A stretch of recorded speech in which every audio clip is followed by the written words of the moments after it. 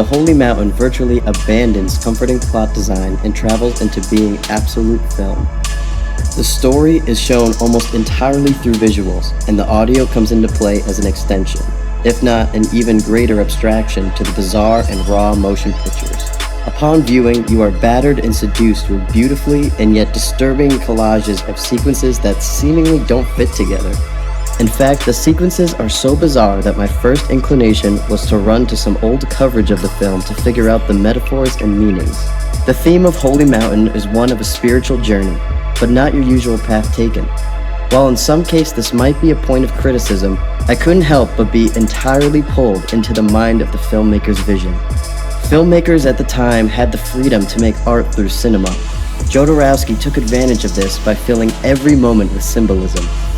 For example, our main character enters a rainbow room with a single holy man and camel. A struggle breaks out, but the primitive learns that he is not worthy to overcome the much wiser man. The rainbow suggesting growth as the path gets lighter. These are just some of the symbolic nature elements within. This intricate collective is designed to challenge the thoughts and translation of the viewer. But make no mistake, unlike a Lynch movie, where Lynch never reveals his purpose, Jodorowsky did have purpose and analogy for every piece, prop, and direction within the film.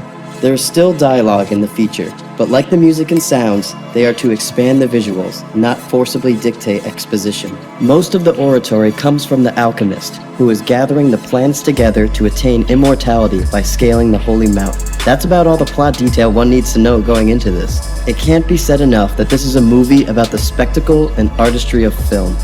Plot isn't just secondary, it is almost unnecessary. It's by cheeky admission that Jodorowsky plays the alchemist leading his dutiful followers on an impossible mission. The 9 disciples aren't just real-world stand-ins for the main archetypes of identities, but for the film's viewers as well.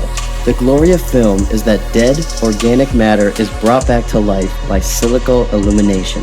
To break free from all chains and bondages, literal and figurative, from the confining limitations of one's own physical anatomy, the alchemist is causing a reinvention in how to digest the matter of all things. Jodorowsky is multidimensionally blurring the lines of fiction and reality into an entirely new plane. The best of artists have attained similar self-aware conceits in their creations for ages. It certainly looks like Shakespeare did it the best with Hamlet. But the difference with the Holy Mountain is that the celestial bodies become aware of their circumstances and existence, and their relationship to the real. It's unbelievable to see fiction appear on screen as sentient life forms, and it makes the 2-hour runtime deserving of an instant looping luminescence.